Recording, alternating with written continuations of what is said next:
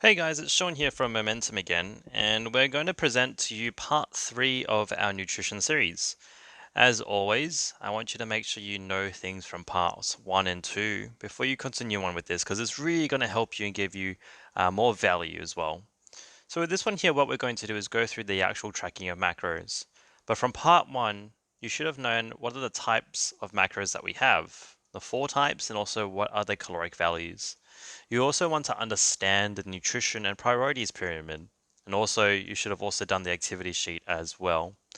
From there in part 2, we should have let me repeat that. We should have gone through the definitions of a caloric surplus, a caloric deficit, and also the caloric maintenance. From there as well, you should also know by heart the basal metabolic rate and also the total energy expenditure. Each of these things will help you understand this part a lot more. Today's outline, we have tools to use when tracking, how to track, the consistency and how it can help us, and also we'll help you with some frequently asked questions if we have some time as well. But we're also going to make sure that there are more parts to this series where we can help you, and you can also join our masterclass for this as well. So the first part, the tools. The tools are not difficult at all. All you need is a pair of kitchen scales, and as you can see the ones that I've shown on screen, that's as specific as we need. From there, we'll need a database, and we tend to use just a phone app. And all you need really is either MyFitnessPal, that's the one that I use most often, but also My Macros Plus helps people as well for this specific reason. Now from there, you also need a spreadsheet. Now the spreadsheet's mostly for people like myself, should I say, and this helps us identify any trends, and we track a little bit more data from your weight and also what we can see as well. From there, we want to make sure that we're making everyone's macros within healthy ranges. So well and truly, you can eat 50 grams of carbs and 50 grams of protein, which is not a lot of calories at all, but you'll definitely lose weight, but it's not the healthiest way. Now, how to track. How to track is very simple if you think about it. And what we want to do is follow these 3 steps. The first thing that you're going to do is weigh it. The second thing you're going to do is search it or scan it if it's anything with the food label. Then after that, you're going to input and log it from how much it weighs. So for an example, we have something on the next page. So let's start tracking. Something that I like to eat quite a bit for protein intake and convenience as well is these little Chobani yogurts. Sorry. And I don't need to do much with it because they come pre-packaged. So number 1, weigh it. I don't need to, but I do need to double check the label and make sure it's correct. Number 2, I search it or I scan it. Because this has a barcode, all I have to do is open up my phone, open up MyFitnessPal, scan it, and then log it. It's very simple. The one thing you must do though is always double check and make sure that the macronutrients are correct. So if I were to check my food label and then I was going to check my MyFitnessPal database, I want to make sure that both of them have at least 7 carbs and 15 grams of protein and 0 grams of fat. Because if I'm not doing this, then I'm not putting in data that's actually useful. Let's use the exact same food again and put it in a different context. So this is where it gets a little bit tricky. First thing that I'm going to do is I'm going to put a plate and I'm going to put it on top of my scales. I'm going to make it 0 and then I'm going to make a serving. Now for the hell of it, it's a little bit easier if I just check the label and I know that 181 grams is the serving size that they recommend. The serving size will then give you 17 grams of protein, 0 grams of fat, and 7 grams of carbs. From there, I'm going to log it into my MyFitnessPal app, and then we're all done. Once again, to search it or scan it, you can do either one.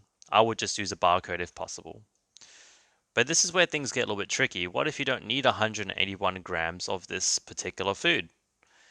This is where you can change your serving size to be whatever you need. So it could be 50 grams because you scooped out 50 grams. It could be 100 grams and you scooped out 100 grams. Basic maths here will show us that if you use half a serving size, which is roughly about 90 grams, this should give you about 3.5 grams of carbs and 8 grams of protein. So let's make sure we can do that. But the app itself will let you change the serving size to what grams you require. The last one is probably the most trickiest one, and this is where activity 1 from lecture 1 has helped you understand the food. And if you don't understand it, it's time to actually realize and learn what you're putting in. Like I said from day 1, this is a learning process. We're not here just to go about and eat certain amounts of foods. We actually want to know how much and also understand what sources of food give us the proper amount of intake of your macros. So let's say Thai beef salad. Now, from my understanding, Thai beef salad is mostly just vegetables. Judging from this photo that we're using as well, it's greens, a lot of carrots, some onions, and then you've got the beef salad itself or the beef itself. So the first thing is you're going to weigh it. Then you're going to search it up in your database, and then you're going to log it. But you have to do it for each individual constituent. Don't go searching up Thai beef salad, okay? So what we're going to do is we're going to weigh the beef, we're going to search it up, then we're going to log it. Then any additional oils or sauces, and then for every single thing that is also inside the recipe. And that includes all the vegetables. Now, if you're smart about this, you're going to know that greens don't have any protein, carbs, or fats, or very minimal. So you wouldn't bother trying to weigh every single piece of vegetable here. Now, if you do not understand macronutrients and where things are coming from, then it's time for you to actually understand this.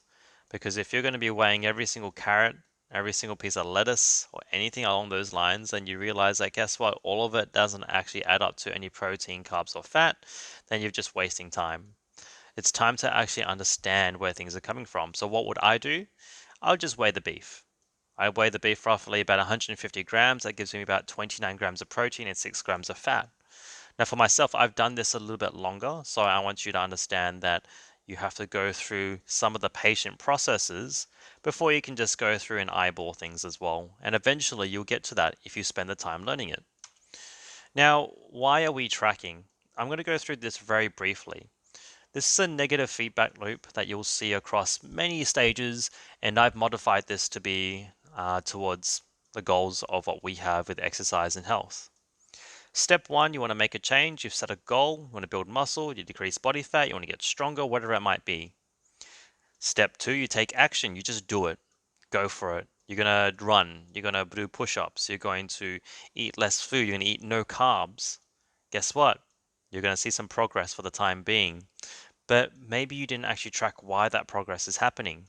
Maybe you actually did track your progress, but you didn't track the right thing. So some people will always go with clothes or they go with body composition, but they don't actually track what food they're doing and what they're training. After a while, things stagnate, the motivation becomes less, you give up. Now, sometimes some people push harder and then eventually they give up because the motivation just gets less and less because they're getting harder and harder on themselves.